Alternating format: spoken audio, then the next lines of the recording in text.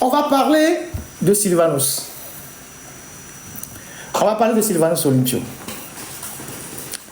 Je voudrais que la technique me passe la vidéo où Sylvanus était aux États-Unis en 62 et quand il est monté dans le Air Force One. Merci. It is time to leave Washington and visit other cities. At the airport, Vice President Lyndon Johnson bids farewell to the distinguished guests, other cities.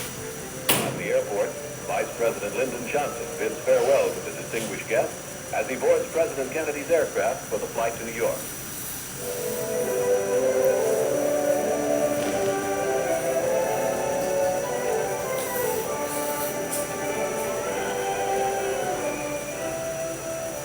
Washington stretches below.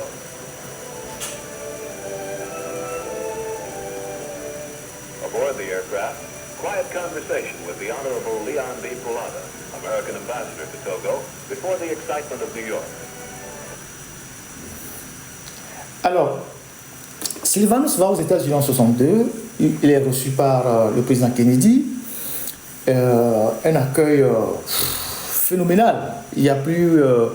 les premiers dirigeants africains qui sont allés aux États-Unis dans les années 60 ont été tellement reçus comme avec beaucoup de respect. Et Sylvanus en était de ceux-là. Il y a eu Ahidjo, il y a eu beaucoup d'autres, vous allez voir les photos. Et Sylvanus a eu le privilège, ce n'est pas donné à tous les chefs d'État, parce que les Américains sont très rigolos, d'être monté dans le Air Force One avec le vice-président Lyndon Johnson pour retourner, je pense, à Washington. Et c'est l'image que je viens de vous montrer. Et Sylvanus, quand on en parle, il faut que nous sachions que c'est véritablement le seul qui véritablement a payé de sa vie pour le Togo. Il y a eu d'autres que je vais citer tout à l'heure, mais c'est le tout premier véritablement qui allait au sacrifice suprême pour le Togo. Qui allait au sacrifice suprême pour le Togo. En 63, tout le monde sait ce qui s'est passé. Il y a la photo de ceux qui ont organisé le coup d'État, et merci à la technique de la présenter. Et cette photo-là, vous allez la voir, cette photo de... Non, c'est pas ça, le coup d'État, c'est une photo. Je parle de la photo, pas la vidéo. Ça, c'est pour les événements de 66. La photo du coup d'État.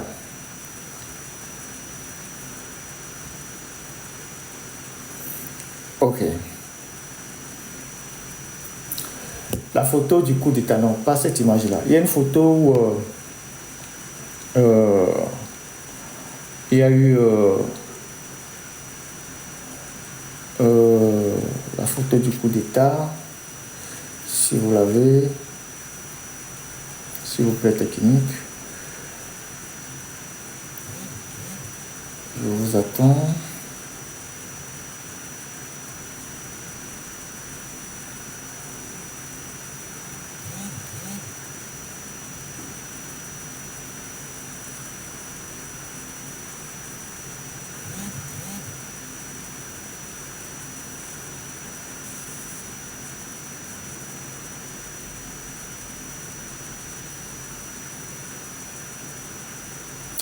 Je vous ai renvoyé la photo technique.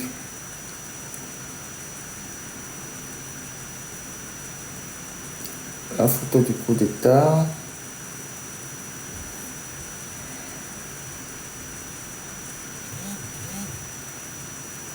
S'il vous plaît. On donne un peu de temps à la technique pour nous balancer la photo du coup d'État. Et donc, j'ai eu à vous expliquer l'année dernière comment... Et Adema et ses amis, tout ça, ils ont organisé le coup d'État depuis son village jusqu'à arriver à Lomé, le rôle de Pojolé, qui était en fait le chef des mutins, qui leur a permis d'avoir accès à la soute, non, accès à l'armurerie avec ADU et tout ça. Et donc, je ne veux pas peut-être revenir là-dessus. Bon, c'est pas l'aspect qui nous intéresse le plus, mais je veux qu'on passe cette photo-là. Elle va passer tout à l'heure. Sur cette photo, vous allez voir cette photo. C'est quand même une photo célèbre des Poutis. Il y a eu plusieurs photos, mais une photo célèbre des Poutis. J'attends toujours la technique. Voilà, elle arrive. Donc vous avez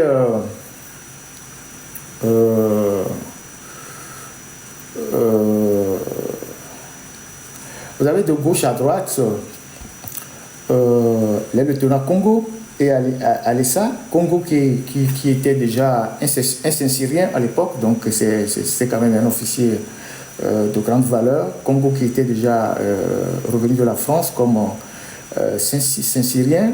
Vous avez Alessa, le lieutenant. Après, vous avez le capitaine Dadjo, qui était le plus ancien dans le grade le plus élevé. Vous avez après l'adjudant-chef Bojolé. L'adjudant-chef Bojolé. Vous avez ensuite, c'était le chef des mutins. Vous avez le sergent-chef Eyadema. Vous avez le lieutenant Alidou. Donc voilà, ces gens-là qui ont réclamé ce crime crapuleux au lendemain de l'assassinat du président Sylvanus Olympio le 13 janvier 1963. Le 13 janvier 1963. Donc voilà l'image de l'ensemble de... C'est pas eux tous, mais bon, Eyadema n'était pas déjà dans l'armée, c'était des tennis-soldes, donc eux n'étaient pas dans l'armée, mais les autres, Dadjo, je ne sais pas comment on appelle, Bojolé, et tous les autres, là, il y avait beaucoup qui étaient déjà dans l'armée. Et donc, voilà comment ça se passe. Voilà, je ne sais pas sur YouTube, la photo n'est pas encore arrivée. Voilà comment ça se passe. Je veux partir de cette photo-là pour faire une analyse.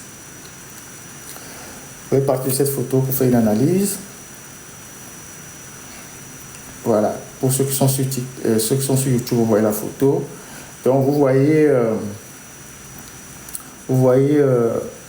donc le lieutenant Congo, c'est lui qui a le pistolet sur la tempe. Vous avez le lieutenant Alessa, vous avez le capitaine Dadjo, vous avez l'adjudant-chef Bojolé, vous avez le sergent-chef Eyadema, vous avez le lieutenant Alidou et les autres. Donc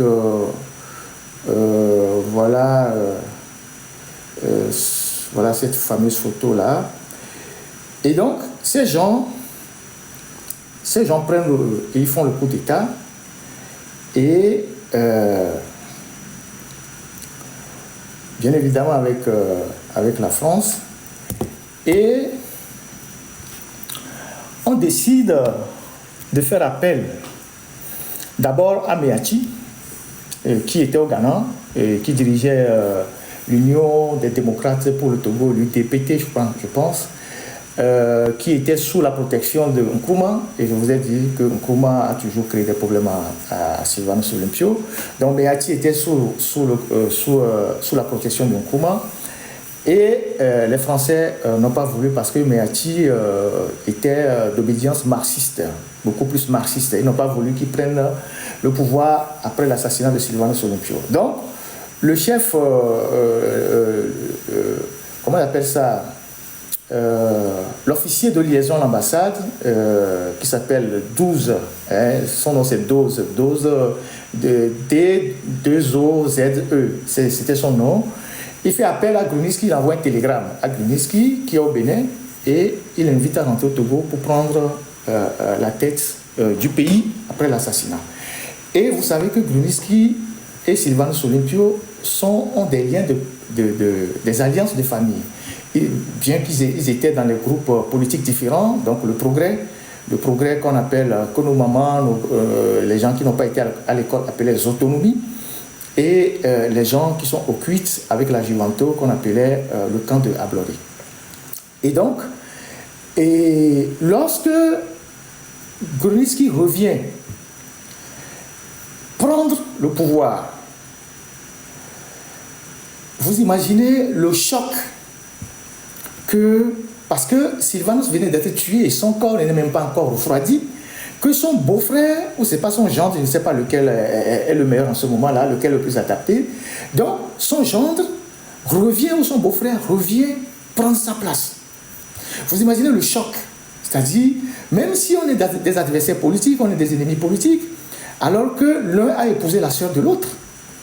Quand on tue l'un, l'autre vient et il prend le pouvoir. Vous imaginez le choc que les nationalistes à l'époque ont vécu en voyant Grunitzky prendre la tête du pays à la suite de l'assassinat de Sylvanus Olympio. Et à partir de ce moment-là, une fois le deuil passé, à partir de ce moment-là, le seul objectif des nationalistes, c'était d'évincer Grunitzky du pouvoir. Et c'est normal. C'était de faire tout pour reprendre leurs choses. Parce que pour eux, c'est comme Grunitzky, c'est comme le colonialisme qu'ils ont combattu, la France qu'ils ont combattu est revenue à la tête du pouvoir. Donc, une fois le deuil passé, l'enterrement de Sylvanus, le deuil passé, il y a eu quelques frictions, il y a eu certains qui ont quitté le pays quand on a assassiné Sylvanus. Le reste des cadres du culte, de la Juventus, tout ça, c'est de s'organiser pour reprendre le pouvoir des mains de Grunitzky qui était leur pire ennemi. À l'époque, ils ne se traitaient pas comme adversaires, ils se traitaient comme des ennemis, même s'ils avaient des liens de famille. C'était très violent. Les faits historiques sont là, c'était très violent. Donc, leur objectif, c'était de reprendre le pouvoir des mains de Grunitzky. Alors, ils se sont réorganisés. Entre-temps, il y a des membres qui n'étaient pas dans l'armée. Donc, quand Grunitzky arrive, Grunitzky prend un décret, il intègre Eyadema dans l'armée. De sergent-chef, Eyadema gravit rapidement les échelons. Au point que, dans les années 66, Eyadema devient lieutenant-colonel. Et donc, chef d'état-major de l'armée. Il vient surpasser tous les autres. Donc, les Congos, les Comlans, comment appelle-t-on, les Dadjo, Eyadema vient les supplanter tous. Parce que c'est lui qui a eu le courage de réclamer le crime. Donc, il vient les supplanter tous et il devient rapidement le patron de l'armée. Vous voyez, Meaty était le vice-président de Grunitzky parce que comme la France ne voulait pas de Meaty à la traite, ils ont créé un duo, donc une partie une partie du sud, une partie du nord, donc ils ont mis un duo qui n'a pas tenu. Donc, Eyadema étant devenu le patron de l'armée, il résidait au camp hérité. Parce que le camp hérité, voilà, merci, le bicéphalisme. Le camp hérité, c'était en fait, à l'assassinat de Sylvanus Olympio, c'était un embryon. C'était pas encore une caserne proprement dite, mais c'était là où on logeait les chefs d'état-major de l'armée. Il n'y en avait pas encore en ce moment-là, de manière claire et nette. Donc, Eyadema s'installe là-bas comme résidence du chef d'état-major de l'armée. Le camp hérité. En fait, c'était ça. Et jusqu'à aujourd'hui, le camp hérité abrite toujours. C'est le camp hérité où il y a la résidence des chefs d'état-major de l'armée togolaise. Jusqu'à aujourd'hui. Donc vous avez le chef d'état-major général, vous avez le chef d'état-major de l'armée de terre, le chef d'état-major de l'armée de l'air, tous ils habitent là-bas. Donc c'était le lieu où il y a le chef d'état-major habitait. C'est pour ça qu'il y a des en fait sa résidence. Donc, les nationalistes qui voulaient se débarrasser de leur pire ennemi Grunitzky se débrouillaient pour le mettre en difficulté. Jusqu'aux événements de 66. Et ces nationalistes-là, certains étaient de connivence avec l'armée. Écoutez-moi très bien. Pas tous les nationalistes, certains, ils étaient de connivence avec l'armée. Or, les gens qui sont à la tête de l'armée en ce moment-là, c'est eux qui ont assassiné leur leader, c'est-à-dire Sylvanus Olympio. Donc, ils étaient de connivence avec l'armée. Les gars allaient dans le camp là-bas, ils rencontraient Eyadema, et Eyadema les manipulait, leur disait de faire des manifestations, de faire des trucs, tout ça. Et ils faisaient des manifestations. Pour eux, c'était logique. Je serais à leur place que, bon, j'aurais pu réfléchir comme ça. Mais sur le plan éthique, il y a un problème. Donc, ces gens, de temps en temps, il y avait des troubles dans les quartiers. Vous voyez, Lomé était délimité, la ville n'était pas très grande à l'époque. C'était une grande partie de la ville, c'était au bas de la lagune. Donc, toute la zone qui est côtière, elle était plus ou moins cuite. Parce que c'est là-bas où il y avait les plantations et tout, et tout, et tout. Toute la zone côtière était plus ou moins les fiefs des cuites, donc de Kodjevia-Kopé, en passant par le grand marché, en allant vers Ablogam et dans le bain, tout ça, c'était cuite. Et la zone, qu'on a un peu, là où il y avait la résidence de Grunitzky, c'était la zone des autonomies. Les gens qui sont des autonomies. Plus, voilà, on l'appelait les quartiers des gens des autonomies. Et donc, il y avait plus ou moins des troubles et tout, et tout, et tout. jusqu'aux événements de 21 novembre 1966. Le 21 novembre 1966, la foule, manipulée par effectivement les militaires, est rentrée dans les rues et a pris d'assaut les médias. La radio, je pense la radio à l'époque, avec à sa tête Noé Koutoukli, qui était nationaliste. Et à l'époque, les gens qui étaient à la radio, c'était comment appelle-t-on, Boutili Tevi Tidjoblelake, c'est lui qui était journaliste à la radio. Et ces troubles-là ont été matés, ces troubles ont mis en difficulté Gruniski. Écoutez les vidéos de ce qui s'est passé en 1966.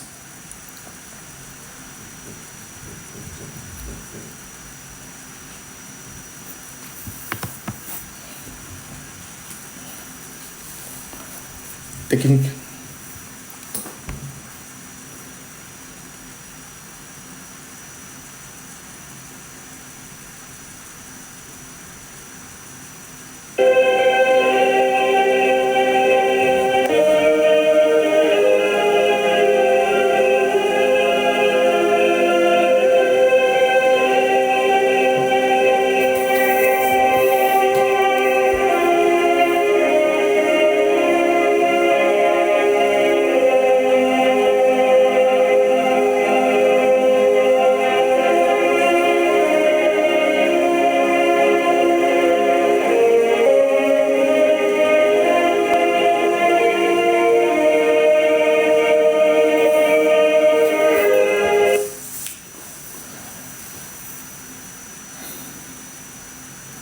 Il y a un deuxième son que j'avais envoyé à la technique où Gruniski parlait.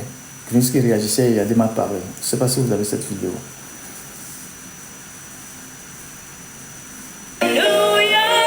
Non, non, c'est pas ça.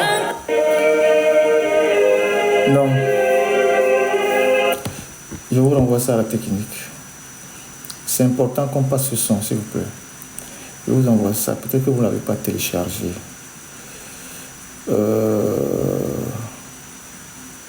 Un instant, je regarde.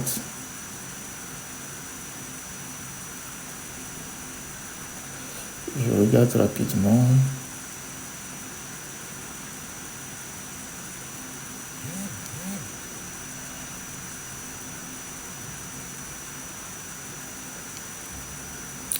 C'est celle-là, technique.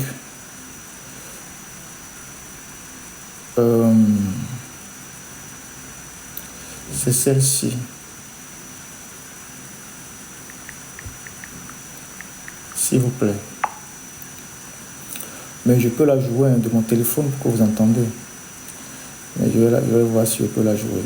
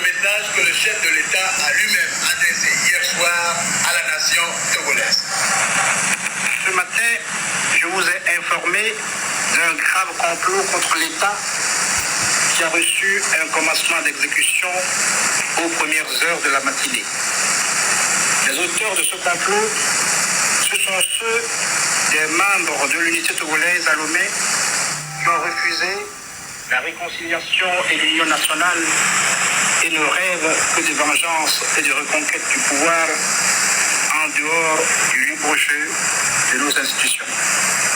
Rien autrement ne justifie les activités subversives et séditieuses qui ont trouvé leur dénouement ce matin.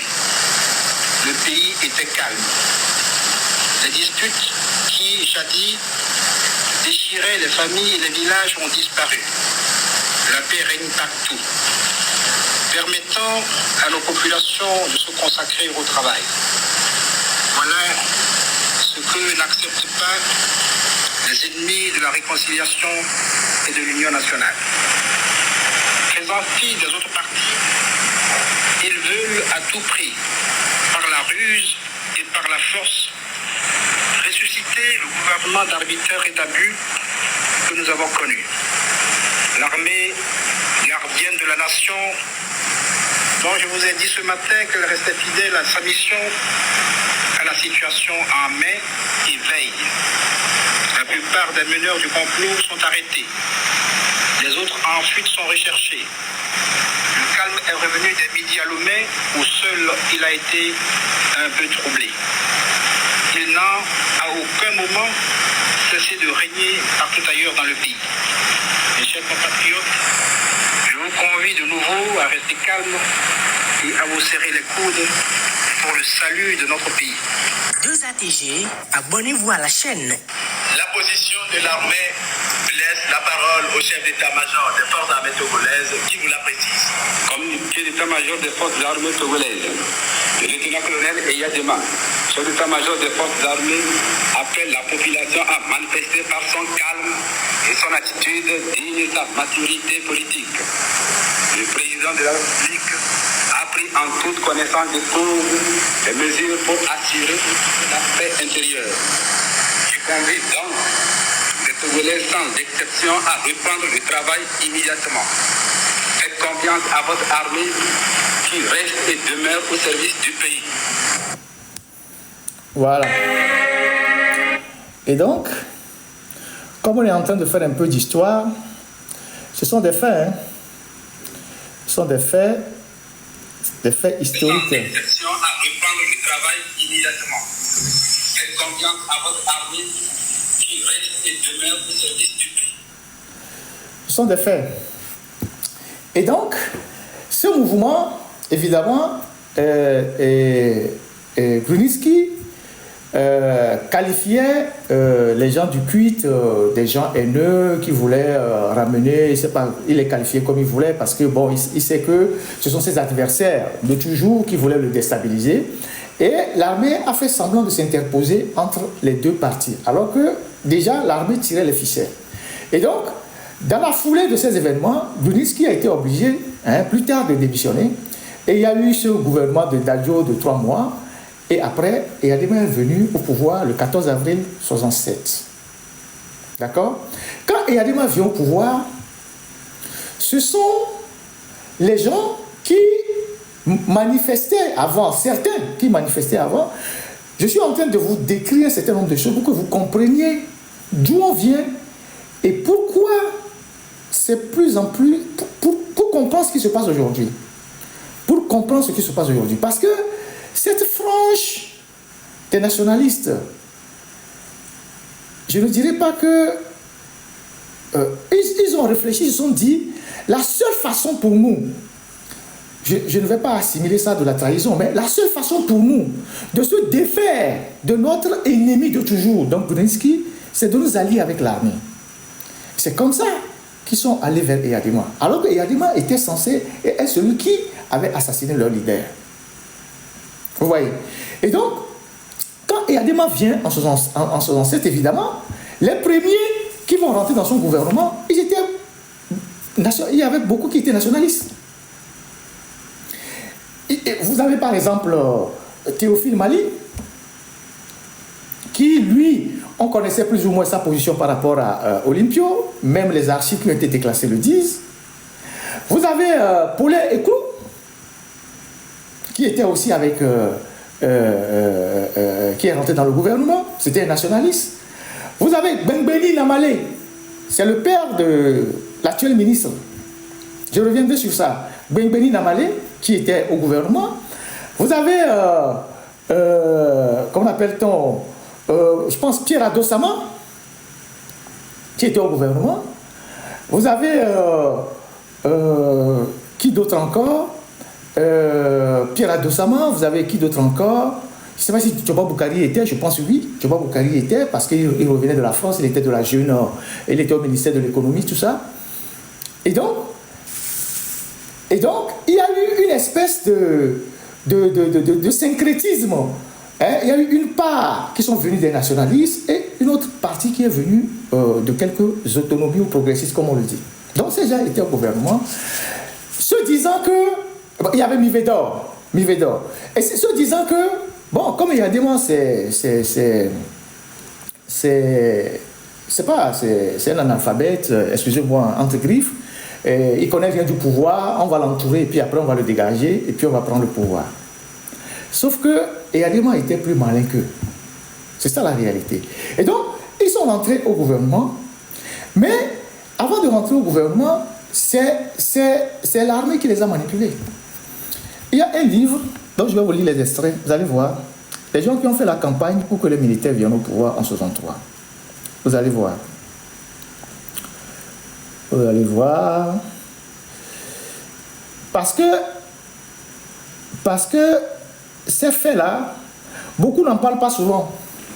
Beaucoup n'en parlent pas pour une raison que je vous expliquerai plus tard. Parce que c'est une partie de l'histoire que les gens n'aiment pas évoquer. C'est pour ça que je l'évoque aujourd'hui.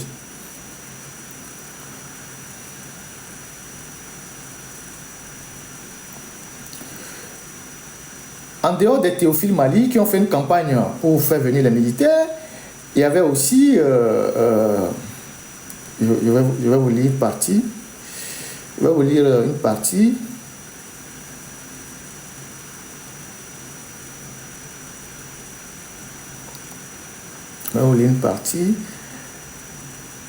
Voilà. Et le livre de Issaka Touré, Raouf Issaka Touré, El Hadj Abdou Raouf Issaka Touré, il faut le lire, dit ceci. Dès le lendemain du premier putsch, s'observait une certaine... Lui, il est nationaliste, hein, et il a écrit un livre, vous pouvez trouver ça. Dès le lendemain du premier putsch, s'observait déjà une certaine méfiance entre les deux têtes de l'exécutif. Je venais de le dire. Le président Nicolas Gruniski et le vice-président Antoine Meati. Cette méfiance se muait de plus en plus en rivalité et en animosité.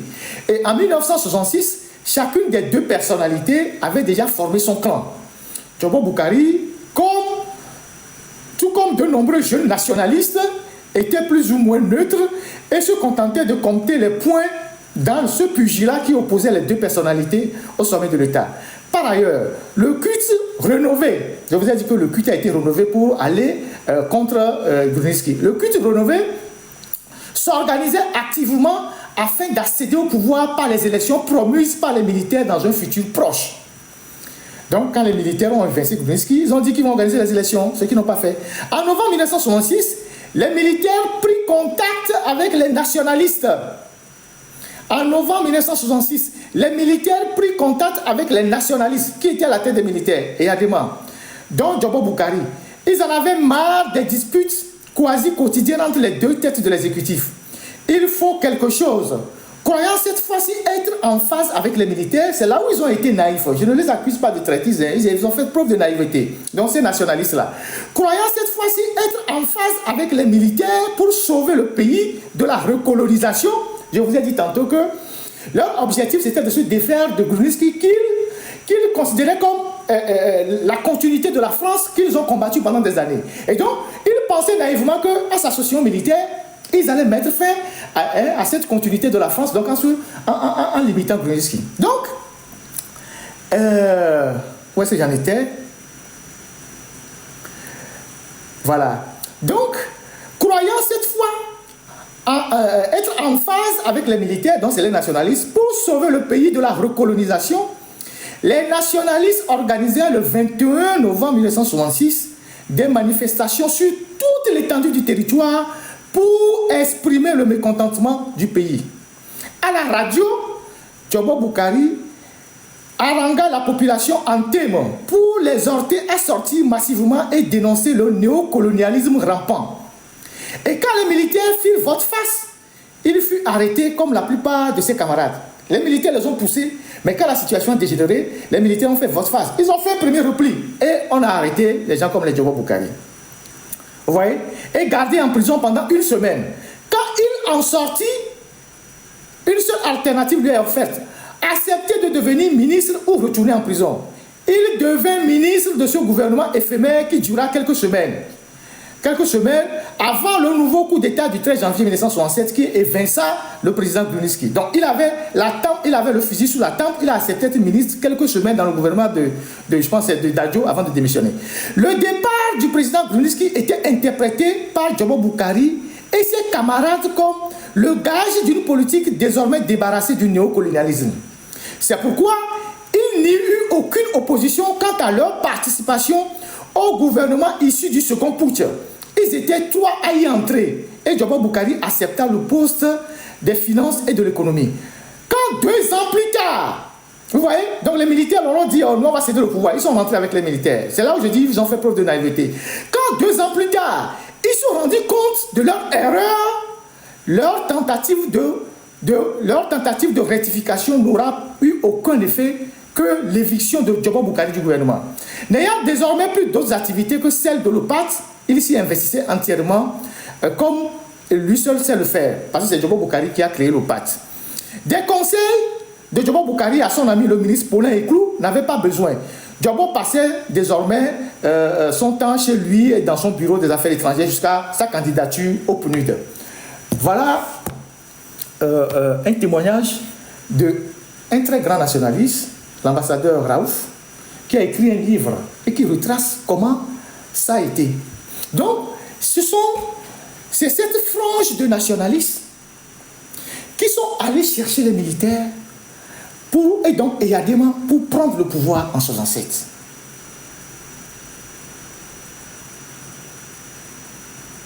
C'était une preuve de naïveté. Je n'assimile pas ça à la traîtrise, c'est une preuve de naïveté. Donc, dans ce gouvernement, il y avait pas mal de nationalistes. Donc, je vous ai dit tout à l'heure, Mali, Pierre Adossama, Djobo Boukari, Paulin Eclou. Et quand l'heure est arrivée, parce qu'ils ont compris que les militaires les roulaient, ils ne voulaient pas céder le pouvoir, ils ont voulu démissionner. Djobo lui est parti, mais Mivedor a convaincu Paulin Eclou de ne pas démissionner du gouvernement. Vous voyez. Maintenant, ceux qui ont résisté, ceux qui ont dit, nous, on reste fidèles à la mémoire de Sylvanus. Il n'y a aucune compromission à faire avec le régime. Les militaires ont commencé par les assassiner un à un. D'abord, ceux qui ont résisté, ceux qui n'ont pas voulu, rentrer dans ces jeux-là, on a Hospice Coco, qui lui, je pense, dès que le coup d'État s'est passé, il s'est barré. Il y a le docteur Fiadio, il y a certainement Martin Akou, et il y a Louki qui est le père du banquier, il y a les Sankaridja, et il y a, je pense, Namoro Karamoko et tous les autres. Il y a Djagba qui était, il y a le docteur Atidepe aussi. Et donc, il y a eu cette histoire de tentative de coup d'État en 70, le complot de je ne sais pas quel mois là, qui a permis à Yadema d'arrêter un certain nombre d'acteurs qui sont des nationalistes. Et Laurent Djagba, qui était à l'époque, je ne sais pas, il était avec Sylvanus à New York, aux États-Unis. Djagba et Atidepe, ils fuyaient pour aller en Guinée, chez Sékou Touré. Et ils ont été arrêtés à Takoradi et ramenés à Lomé par hélicoptère.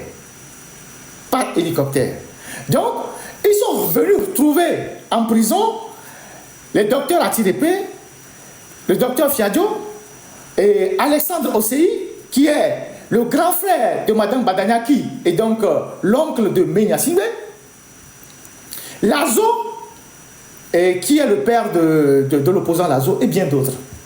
Donc, ces gens ont subi les pires tortures. Ils appelaient ça le coup d'État de 8 août 70, le complot du 8 août 70. Donc, ces gens ont été torturés de la pire des manières parce que Yadema estimait que ce sont les seuls nationalistes qui lui résistaient, qui ne voulaient pas de lui. Qui ne voulaient pas du tout de lui, qui ne voulaient pas aller dans le sens qu'il voulait. Et donc, quand on les arrête, le 1er janvier 1971, Diagba, il meurt, torturé sous le coup de la torture. Il est mort, c'est lui le premier qui est mort en 71. Donc ça fait combien d'années aujourd'hui? C'est combien Laurent Diagba, c'est le père de Foussena Diagba. Donc il était un greffier de formation, et puis après il est mort le 1er janvier 1971. Voilà, qu'il est décédé. Donc ça fait 55 ans. On n'a jamais retrouvé son corps jusqu'à aujourd'hui. La plupart de ces enfants n'ont jamais vu son corps jusqu'à aujourd'hui. Ils ont fait disparaître le corps, comme on a fait disparaître le corps de Patrice Lumumba. Aujourd'hui, les Diagba n'ont pas le corps de leur papa pour en faire le deuil. La commission réconciliation a demandé de faire la lumière, ça n'a jamais été fait. Donc, Diagba, lui, il meurt, il est le premier qui est mort sous la torture. Ensuite, il y a Alexandre Osei, qui a été aussi assassiné, donc sous la torture, qui est mort. Alexandre Osei, qui est le grand frère de Madame Dagadi, que Yadema a pris après comme épouse. Ensuite, il y a eu Lazo, qui est mort le 3 janvier 1911, et les autres, Yadema, face au tollé que cela a suscité, Yadema a été obligé de les libérer le 13 janvier 1971. Le docteur Atilepe, Fiadio, tous ont été libérés. Pourquoi je vous raconte toute cette histoire-là? Je veux qu'on me passe la photo de l'Assemblée élue en 58. Pourquoi je parle de cette histoire? Je parle de cette histoire pour en arriver quelque part. Voilà. Vous voyez cette photo-là, il faut bien la rapprocher. Quand vous voyez cette photo que je suis en train de projeter, moi-même je vais le voir sur mon téléphone, vous allez voir l'Assemblée élue de 58. Tout le monde est là-bas. Je vais vous donner les noms. Je vais vous donner les noms, un instant, la technique et tout ça.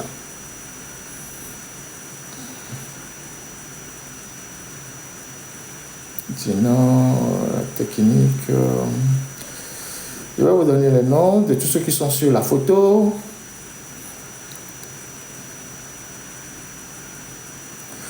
Un instant, si vous voulez. Alors, vous avez quoi? Vous avez Sylvanus Olympio sur la photo. Vous avez Laurent Diagba. Il est juste pas trop loin. Vous avez Michel Ayassou, donc Tablibo, qui est un cousin d'Agboibo. Vous avez le docteur Fiao Emmanuel. Vous avez Paulé à côté. Vous avez Michel Tiedré de Bassa. Vous avez Maman Moumouni, qui est, je pense, de Kabou. Vous avez quelqu'un de Bafilo, dont je ne vois pas bien le nom. Vous avez Maman Aruna de Sokode. Vous avez Benoît Palanga de la Makara. Vous avez Antoine Idriss Oumeati. Vous avez Sambiani Yanchabre d'Apaon. Vous avez Mongore Yoma d'Apaon. Vous avez Nana Malé Bengbeni. Donc, Nana Malé Bengbeni, c'est lui qui est juste... il est juste là après, en haut, après Sylvanus Olympio. Donc c'est le père de le Bengbeni actuel qui est ministre. Je veux vous faire l'histoire pour que vous voyez les liens qu'il y a par rapport au Nyasimbe. Vous voyez Namtougouli. Namtougouli, c'est lui qui est juste après... Namtougouli, c'est lui qui est juste après Paulin à côté et au-dessus un peu... c'est lui qui est juste après Sanvi de Tove. Sanvi de Tove qui est à gauche de Sylvanus Olympio qui a porté les lunettes. À droite, c'est celui qui a porté le boubou, c'est Théophile Mali. Donc en haut, celui qui a porté un petit chapeau sur la tête après Sanvi de Tove, c'est Namtougouli. Namtougouli, c'est le père de celui qui était récemment ministre de la Justice et membre de la Cour constitutionnelle. J'appelle les noms pour que vous compreniez certaines choses. Je vais vous amener quelque part. Donc vous avez Namtougouli, vous avez Collor Clément qui a été aussi assassiné, il fait partie de ceux qui ont résisté, Collor Clément qui a été aussi assassiné. Vous avez Sanvi de Tove qui est le père de l'actuel président Jean-Lucien Sanvi de Tove. Alors, pourquoi je vous présente ces images-là? Quand vous voyez cette image-là, vous allez voir que les Nyasimbe, donc en partant de Eyadema, ils savent que Eyadema sait que c'est cette frange des nationalistes-là qui a commis l'erreur ou qui a été naïf, qui lui ont donné le pouvoir. D'ailleurs, toutes les chansons qu'on chante à la gloire d'Eyadema, on le chantait aussi pour Sylvanus Olympio. C'est ces nationalistes-là qui ont commencé, ces gens qui étaient naïfs, qui ont commencé par appeler Eyadema Foti, parce qu'ils appelaient Sylvanus Faux Silva. La chanson d'Enigma sur laquelle Eyadema dansait, c'est Sylvanus qui dansait sur cette chanson-là. Ils l'ont transférée sur Eyadema. Vous voyez. Et donc, parce que les Nyasingbe n'ont pas la mémoire courte, Foti, par rapport à son prénom Étienne. Donc, les Nyasingbe ont toujours utilisé d'une manière ou d'une autre cette frange des nationalistes-là pour consolider leur pouvoir et briser toute tentative d'alternance au Togo. Et ils le font de façon intergénérationnelle. Qui est président de la République aujourd'hui? Sanvi de Tové. Vous pensez qu'ils l'ont choisi parce que, bon, il s'appelle Sanvi de Tové? Non. Parce qu'il est un symbole. Parce qu'il est un symbole. Le père de Pascal Bodjona, par exemple, a refusé toute compromission avec Eyadema. Il est resté droit jusqu'au bout. Mais Eyadema a tiré vers lui son fils. Faure utilise aujourd'hui son fils. Bengbeni, son père était nationaliste. Namtougli, qui est resté pendant longtemps à la Cour constitutionnelle, ceux qui ont validé les faux résultats pendant les élections, il est sorti d'une maison nationaliste. Et Amados Djoko, vous connaissez? Amados Djoko, vous connaissez? Amados Djoko, c'était un inspecteur de sport. Mais c'est des gens qui ont fait l'animation politique et qui étaient à la JPA, Jeunesse Pionnière Agricole. Mais il a son... Je sais pas si c'est son fils ou bien le fils de son frère qui est à la Cour constitutionnelle. C'est une maison nationaliste qui est à la Cour constitutionnelle, Amados Djoko, qui est d'ailleurs l'oncle direct de Carlita Amorin, qui est la femme de Faure Nyasingbe.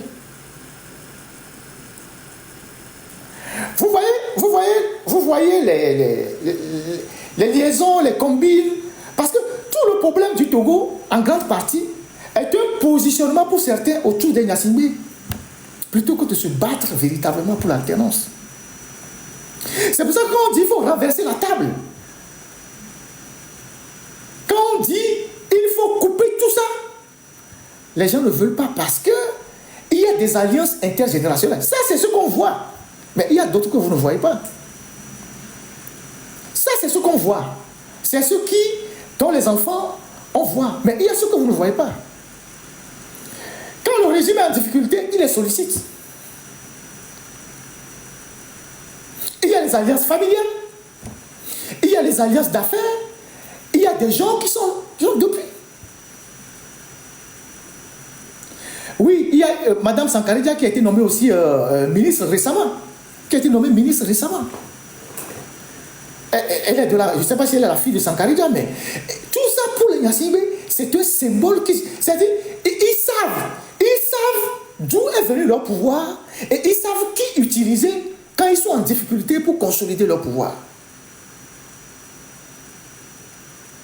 Donc, ceux qui parlent comme si l'idéologie est biologique, l'idéologie n'a jamais été biologique. La preuve est là. Parce que je raconte ces histoires-là pour vous dire que ceux qui disent oui, nous, mais au Togo, il n'y avait que deux partis politiques, hein, avec des petits alliances petites. Il y avait soit tu es progrès, soit tu es nationaliste. C'est ça la réalité. Il y a des gens qui étaient nationalistes, comme nous, nos parents, d'autres personnes, et il y a ceux qui étaient des progressistes. Mais le fait que des gens qui sont issus des grandes familles de nationalistes aient fait des alliances avec les Nyasingbe et continuent de faire des alliances avec des Nyasingbe, d'aller au secours des Nyasingbe, ou que les Nyasingbe instrumentalisent quand ils sont en difficulté, c'est ça qui retarde l'alternance au Togo. C'est ça la réalité. Parce que à travers ce jeu-là, ils sont rentrés dans toutes les familles. Et quand on rentre dans les familles, on paralyse les familles. Parce que les gens sont beaucoup plus, je sais pas, plus intéressés par, voilà, c'est ma cousine, elle est la femme du président, c'est mon oncle, il est au gouvernement, que de lutter véritablement pour changer le pays. C'est ça la réalité.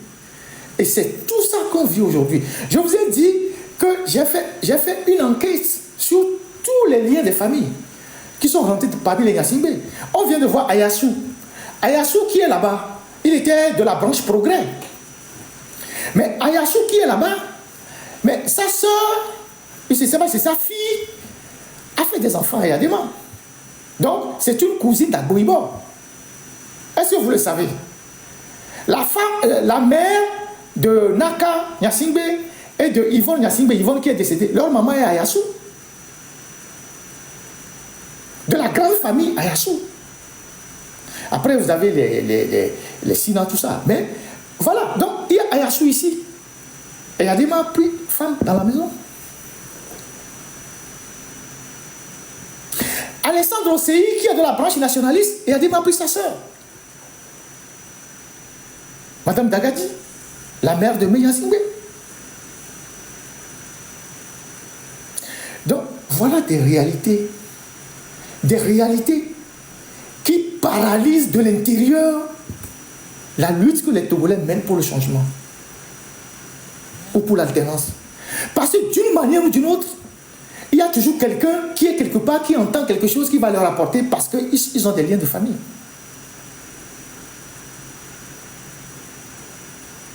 C'est ça la réalité. Aujourd'hui, c'est une brèche que j'ouvre.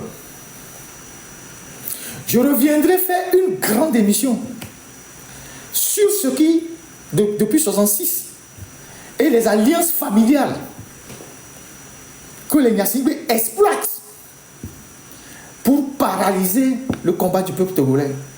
Et les grandes familles qui se positionnent dans ces choses-là. Donc, il y a plein de gens dont les parents ont contribué à consolider le pouvoir des Yadema. Et ils sont très nombreux. La liste est longue. C'est vrai qu'après, il a assassiné certains. Parce qu'à partir de 1969, quand il a viré les premiers du gouvernement et que les nationalistes ont compris que mais ils ont commis une erreur, ils ont commencé par activer certains de leurs frères qui sont des nationalistes dans l'armée pour essayer de liquider Yadema. C'est comme ça que les Assila ont été empoisonnés, parce que Assila vient de la grande maison de Notien, donc ils sont nationalistes. C'est comme ça que les Kromlans ont été assassinés plus tard. C'est comme ça qu'après les Congos ont été assassinés, tout ça. C'est comme ça qu'ils ont commencé par liquider les gens. Parce qu'ils ont compris que certains nationalistes ont commencé par s'appuyer sur leurs frères qui sont dans l'armée pour pouvoir se défaire des Yadema. C'est comme ça qu'ils ont commencé par les assassiner. Non? C'est ça la réalité. Parce que les gens comme les Komlan, les Kofi Congo, ils étaient déjà des Saint-Syriens. C'était les tout premiers Saint-Syriens. Donc c'était des gens, voilà. Après il y a eu la génération des Francisco Lawson, des Lawson Merlo, tout ça. Mais les Komlan, tout ça, étaient déjà des Saint-Syriens. Ceux qui ont assassiné Komlan, il y a un de ces assassins qui vit aujourd'hui. Qui est très âgé, mais qui vit aujourd'hui. Donc, cette partie de l'histoire où les nationalistes, où certains nationalistes ont commis l'erreur, par naïveté, d'aller chercher l'armée pour venir se défaire de Grunitzky, qui est leur pire ennemi, c'est ça qui a permis à Yadema d'être au pouvoir. Et les Gnassingbé, qui ne sont pas des gens dépourvus de mémoire, ils utilisent toujours ces gens-là, ils rentrent dans les familles. Vous avez ici le père de Jean-Lucien Sanvi, le père Sanvi de Torvé, il était quand même très brillant. Aujourd'hui, son fils est président de la République. Même s'il ne lui donne aucun pouvoir, mais aujourd'hui, il est là. C'est la symbolique qui les intéresse. Voilà Sanvi de Torvé qui est à côté de Sylvanus. C'est son père. Aujourd'hui, on prend le fils comme la symbolique pour paralyser les choses de l'intérieur. Et derrière le fils, il y a d'autres familles qui vont se mobiliser pour dire ah, mia ta violo, mia ni violo, mia togbo violo, mi tati mia be changement be nyawa, mia pate mia gunu vile quoi effort. C'est ça la réalité. C'est ça la réalité. Bengbeni, son père. C'est ça. Donc, tout ce qui se passe aujourd'hui a un lien avec l'histoire. Et les difficultés que nous rencontrons aujourd'hui tirent leur origine depuis l'histoire, à travers ces imbrications familiales qui nous paralysent de l'intérieur. Est-ce que vous comprenez? Ces imbrications qui nous paralysent de l'intérieur. Je n'ai pas suffisamment le temps aujourd'hui pour décortiquer tout ça. Mais j'ai tous les documents, après tout ce que j'ai collecté comme information, sur toutes les familles qui sont imbriquées avec les Gnassingbé, directement ou indirectement. Directement ou indirectement. Voyez-vous? Et donc, on est dans cette posture. Et donc, pour mettre fin à ça, la seule chose qu'il faut faire, c'est de renverser la table. Sinon, vous serez toujours infiltré. Quoi que vous fassiez, celui que vous ne croyez même pas qu'il a des liens, c'est lui qui vous dira, oh, Mitatigna, voilà, voilà, un jour il va vous balancer. C'est ça notre problème. C'est ça le problème qu'on a. Donc, je passe ces photos-là, je passe ces images-là pour que chacun d'entre vous analyse. Moi, je fais la politique. C'est-à-dire, je m'intéresse à la politique plutôt, je m'intéresse à la politique depuis longtemps, j'étais militant, je m'intéresse à la politique avec le regard de celui qui a étudié l'histoire. Et à travers l'histoire, je fais mes propres analyses. Et j'observe le comportement des gens et je tire mes conclusions. Et les faits sont sacrés. Et les faits sont là. Donc, chaque geste que les gens posent, analysez ça sous le prisme de l'histoire. Ne pensez pas que ce sont des gestes isolés. Ce sont des actes isolés. Non. Cela a toujours un lien avec l'histoire. Mivedor. Mais ces enfants sont où? Mivedor qui fait partie de ceux qui ont dit, bon, écoutez, il faut s'allier avec Yadema. Ces enfants sont où? Ils sont aux affaires. Ogamo Bagnan, vous savez qu'Ogamo Bagnan était nationaliste. Ogamo Bagnan a été envoyé par Sylvanus Olympio pour étudier en France. Après, il a passé toute sa vie aux côtés des Yadema. Et Demkodio, pareil, était nationaliste. Non, Nataba, lui, il est trop jeune. Lui, il est trop jeune. Ogamo Bagnan. Ogamo Bagnan était un très grand nationaliste. C'était un très grand nationaliste. Mais aujourd'hui, Ogamo Bagnan sont ont été les piliers du régime. Et les Mivedor, les Bagnan, tout ça, c'est plus leur club. D'ailleurs, la dame Mivedor, c'est qui son mari? Son mari, c'est Sambiani. La dame qui était ministre, son mari, c'est Sambiani. Sambiani, c'est qui? Il était à la CENI. C'est eux qui ont organisé les fraudes électorales pendant longtemps. Et Sambiani qui était à la CENI, c'est qui? Il a deux femmes. Il avait épousé la première fille de Bagnan, Bamondi, qui est décédée. Et c'est ça, l'autre femme qui est Madame Mivedor. Donc, voilà des réalités qui pèsent sur la politique de notre pays, qu'il faut connaître. Et je vous dis, c'est ceux qui sont visibles, ça. Il y en a qui ne sont pas visibles. Il y en a qui ne sont pas visibles. Mais quand le régime a besoin d'eux, il les utilise. Contre le changement. Donc, tant que vous ne mettez pas fin à ce système-là, qui est transversal, c'est un système qui est transversal. Tant que vous ne mettez pas fin à ce système qui est transversal, vous aurez tous les problèmes. Vous aurez tous les problèmes. Donc, quelqu'un comme Jean-Lucien Sangi de Tové, il n'est pas arrivé là-bas par hasard. Ils utilisent la symbolique. Quelqu'un comme Pascal Bodjona, son père n'a jamais basculé du côté des Yadema. Il le méprisait d'ailleurs. Il n'aimait pas Yadema.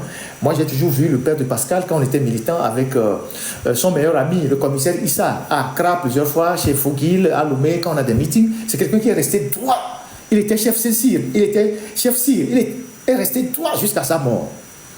Il y en a d'autres comme ça qui sont restés droits jusqu'à leur mort. Mais il y a d'autres qui ont scellé cette alliance par naïveté avec les militaires. Donc, Yadema est toujours resté Ceux qui ont voulu jouer les dieux, il les a liquidés. Malheureusement, les ATDP sont morts à Soudoux. Donc, le Togo porte en lui beaucoup de blessures. Il y a des blessures très profondes dans ce pays que les gens n'y s'imaginent même pas.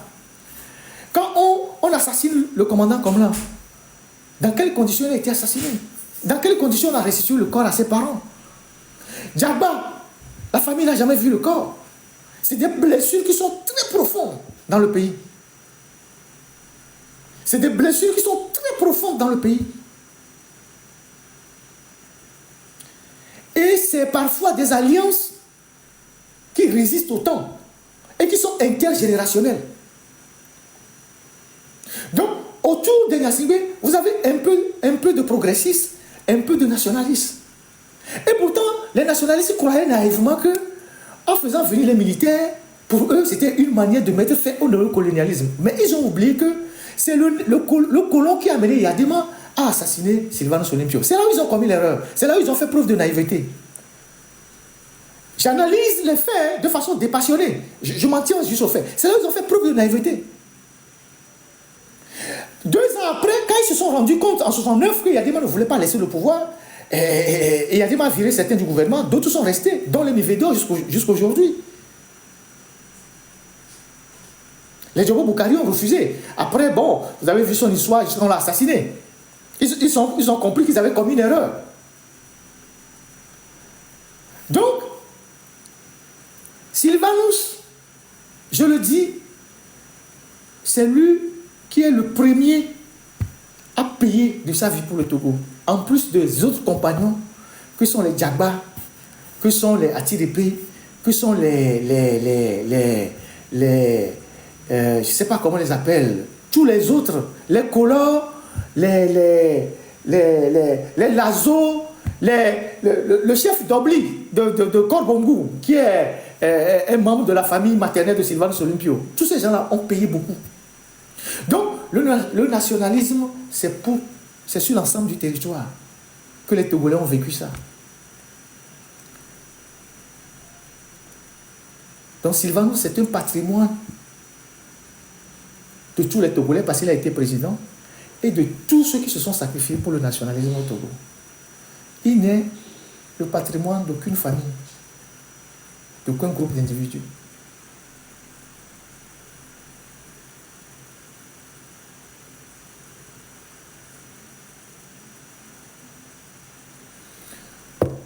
Je vais m'en arrêter là aujourd'hui. Chef Sire, c'était l'équivalent de préfet ou gouverneur, je ne sais pas, c'est selon, pendant le temps colonial, c'était l'équivalent de préfet ou de je ne sais pas quoi. Donc, je vais revenir, je vais inviter des gens. Je vous invite déjà à lire le livre de Abdoul Raouf. Vous allez apprendre beaucoup de choses dans ce livre. Il y a d'autres livres. Je tiens à saluer le doyen Tété Godwin qui a fêté ses 98 ans ces jours-ci. C'est quelqu'un qui a traversé tout le temps, qui connaît presque tous les acteurs politiques. Depuis plus de 20 ans que je le connais, que je le fréquente. Quand je venais en France, j'allais le voir à Créteil, à l'université là-bas à Créteil, où il s'asseyait dans le restaurant pour écrire des livres. Il a toujours envoyé ses premiers livres aux journalistes que nous sommes, parce qu'il publiait des pamphlets chez nous. Aujourd'hui, il a 98 ans. C'est un homme de mémoire qui a beaucoup fait dans la recherche. Et il y a d'autres. Donc, la génération d'aujourd'hui doit apprendre de ces vérités-là et comprendre les difficultés que la lutte rencontre aujourd'hui. L'imbrication de certaines personnalités, de certaines familles, de façon intergénérationnelle. La transversalité de ce régime-là. Maître Agba, si vous êtes dans le commentaire, vous pouvez donner le titre du livre à ceux qui en demandent. J'ai perdu le titre du livre. La transversalité de ces gens-là. Donc aujourd'hui, la lutte que nous menons, c'est comment mettre fin à cette dictature. Et la fin de ce système-là ne doit pas enchanter tout le monde. Ça ne doit pas enchanter tout le monde. Il faut le savoir. Ça ne va pas enchanter tout le monde. Et la seule façon, aujourd'hui, de déconstruire ce système, c'est de faire ce qu'on fait, la sensibilisation, la dénonciation, tout ça. c'est pour ça que je voulais interpeller un certain nombre d'acteurs politiques en disant quand on fait des analyses, les gens se fâchent, les gens insultent. Alors que quand vous êtes dans l'espace public, vous devez supporter les analyses. Si vous ne pouvez pas supporter les analyses, mais allez créer votre société, disparaissez de l'espace public. Aujourd'hui, on n'entend plus trop les leaders sur tout ce qui se passe au Togo. Tous les scandales, les problèmes, tout. Personne n'entend plus un leader. Quand les leaders sortent, c'est juste pour faire un communiqué pour dire oui, code électoral, ceci, tout ça. Là. On n'entend plus les leaders. La corruption, la mauvaise gouvernance, les difficultés, le manque de route, tout ça, on n'entend plus personne. On n'entend plus personne. Le professeur Gogué, il est aujourd'hui pratiquement le chef de file de l'opposition. C'est un brillant professeur d'université qui a formé des générations d'étudiants, d'économistes. Professeur, on aimerait vous entendre sur les questions économiques. On a besoin de vous entendre sur la dette du Togo. Pourquoi il y a autant de dettes au Togo? Où est passé l'argent? On a besoin de vous entendre quand on parle du port autonome de Lomé, quand on parle des mines qui sont dévoyées, quand on parle des banques qui sont privatisées. Vous êtes un économiste brillant. On a besoin de vous écouter, tout comme les autres opposants qui ont la capacité. Je vous interpelle parce que vous êtes économiste. Quand on parle de l'OTR, on vient de voter la loi de finances, vous êtes à l'Assemblée. On ne vous entend pas nous décortiquer la loi de finances et les goulots d'étranglement qui sont dans la loi de finances contre les Togolais. Vous savez que l'OTR a commencé par aller dans les maisons où les gens ont loué pour leur imposer des taxes, toutes les maisons en location. L'OTR a commencé par aller dans les maisons et faire même des redressements aux gens. On a besoin de vous entendre. Tout comme on a besoin de vous entendre sur tous les privatisations, les mines. Parce que vous, en tant que député, vous avez certainement accès à des documents. On a besoin de vous entendre. Tout comme tous les autres responsables de la classe politique. Mais on entendra les gens que quand il faut dire, bon, il y a les élections, code électoral, dialogue. Non, c'est la déconstruction de la dictature, c'est un travail de conscientisation de tous les jours. Donc, tous les dossiers de corruption, par exemple, la cession du port autonome de Lomé au groupe MSC, qu'est-ce qui est derrière? La cession de IB Bank, qu'est-ce qui est derrière? De la BTCI, qu'est-ce qui est derrière? Les mines qu'on est en train de creuser, c'est pas de manganèse à Dapan là-bas, qu'est-ce qu'il y a derrière tout ça? Pourquoi il n'y a pas de l'eau potable? Pourquoi il y a ci? Pourquoi ça, il y a ça? Nous, les leaders d'opinion, on fait notre part. Mais vous, les hommes politiques, mais attendez. Mais quand on le dit, c'est pas pour... c'est une interpellation. J'estime que vous, en tant que professeur d'économie, M. Gogué, vous avez les compétences pour venir éclairer la lanterne des Togolais sur la question de la dette, sur les privatisations, que nous, comme ça. Aujourd'hui, c'est Ditri, plus ou moins, que je sollicite et on fait ça ensemble. Je te salue au passage, Ditri, qui fait d'excellentes analyses. Mais vous, en tant qu'homme politique, vous devez parler au peuple. Vous devez montrer que si vous avez le pouvoir demain, vous pouvez gouverner. Vous devez montrer que dans tel domaine, vous avez les clés pour gouverner le pays. Quand on vous interpelle, ce n'est pas par méchanceté. Le port autonome de Lomé, là, on vient de voter la loi de finances. On vient de voter la loi de finances. Vous l'avez, professeur Gogué. Vous savez, à travers ce document que vous avez étudié à l'Assemblée nationale, qu'est-ce que le port apporte au budget de l'État? Qu'est-ce que les mines apportent au budget de l'État? Combien rapportent les phosphates? Combien rapporte la Lonato? Combien rapportent les mines qu'on est en train de creuser? Mais c'est le moment d'exposer tout ça au peuple togolais en demandant au gouvernement pourquoi le port qui fait autant d'activités n'apporte rien. La Lonato, la Caisse nationale de sécurité sociale, pourquoi on dépense autant d'argent pour construire des villas alors qu'on donne encore des allocations familiales à 2000 francs depuis 34 ans? Le prix du gaz butane, on en a parlé ici. Pourquoi vous ne parlez pas? Pourquoi vous ne parlez pas? J'ai un rapport du port autonome de Lomé. Je vais faire les publications dans les jours à venir. Si vous voyez ce qui se passe au port autonome de Lomé, c'est la catastrophe. Si vous voyez comment les gens manipulent l'argent du port autonome de Lomé, c'est la catastrophe. C'est la catastrophe. On ne peut pas gérer un pays comme ça. Les difficultés des paysans, le manque d'engrais, les histoires de filières où les jeunes ont des difficultés. Mais on ne vous entend pas. Mais c'est vous qui devez rassembler les éléments pour animer la contestation, faire des conférences de presse, faire des réunions. Et quand je dis professeur Goguet, je parle de l'ensemble de la classe politique. Je parle du professeur Goguet parce qu'il est un économiste. C'est pour ça que je l'interpelle. Tout gentiment.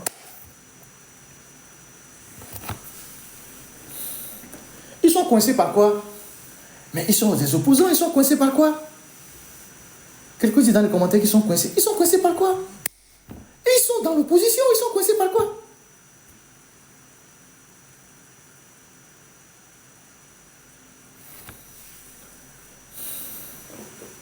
L'OTR qui étouffe, les opérateurs économiques qui étouffent les populations, on n'entend personne. Les amis, je vais m'en arrêter là. Je pense que j'ai fait l'essentiel aujourd'hui. Sur l'histoire du Togo, dans cette période de 66 jusqu'en 71, 72 et tout ça, jusqu'en 77, je vais revenir là-dessus. Et je vais inviter des amis à moi, des gens qui ont aussi vécu un certain nombre de faits. Et on va faire un live. Et vous allez écouter les témoignages. Et vous allez voir les imbrications. Les imbrications. Et vous allez comprendre ce qui se passe aujourd'hui. Je vous souhaite... professeur Goguet, je pense qu'il est de la branche nationaliste, il n'est pas autonomiste. C'est pas un autonomien, non. C'était comme ça que les gens s'appelaient à l'époque. Il y a les Ablo de Bibo et Ablo de Cancan, donc les autonomistes et les cutards. Donc c'est les vieilles qui disaient autonomie. C'est ça. Donc autonomie, comme Ablo de comme c'était comme ça qu'ils avaient dirigé un peu, ils avaient partagé un peu le pays, quoi. Donc quand tu es une famille de autonomie, on te connaît. Quand tu es une famille de Abloré, on sait aussi. Donc tout ça continue de jouer aujourd'hui. Allez, je vous dis merci d'avoir pris de votre précieux temps pour me suivre. Bon, j'espère que j'ai ouvert le débat, parce que c'est chaque dimanche que j'ouvre le débat. Et après, toute la semaine, chacun prend sa part. En tout cas, moi, j'ai fini avec les histoires de l'élection. Moi, je ne reviendrai plus sur les histoires d'élection. Dans ma petite tête, je sais que 1000 fois on ira aux élections, 1000 fois le régime sera président, le régime va toujours donner les résultats qu'il veut. 100 ans, ils seront toujours là. Et 100 ans, on va se mettre à pleurer. Faure n'a pas peur des élections. Ce dont il a peur, c'est pour ça qu'il met les barberies. Voilà, il a peur de la contestation. Il a peur, parce qu'une dictature n'aime pas la contestation. Il a peur de la contestation. Il a peur de tout. Mais c'est avec les derniers événements que Faure met les barberies. Ça veut dire qu'il a peur. Donc ce n'est jamais les élections qui lui font peur. Mais c'est la contestation. Parce que la contestation peut amener même des fractures au sein du régime. Parce que tous ceux qui sont dans le régime, il y en a aussi qui sont fatigués, qui veulent que le régime tombe. Donc la contestation, quand elle s'intensifie, elle crée des fractures internes au système. Elle crée des dissidences au système. Donc, il faut mobiliser les gens, il faut mobiliser les Togolais, préparer les Togolais pour ça. Après, bon, ceux qui sont pour les élections, c'est aussi leur choix. On ne les condamne pas pour ça. Donc, voilà ce que moi je pense. Je le dis par expérience. Donc, je vous ai montré tout à l'heure tout ce qu'on a fait jusqu'en 2015 pour vous dire que sur la question des élections, on vient de très loin. Et je ne vous parle pas des législatives. Les législatives aussi, on les a suivies. Merci à la technique. Je vous dis merci, vous tous qui étiez restés mobilisés jusqu'à cette heure.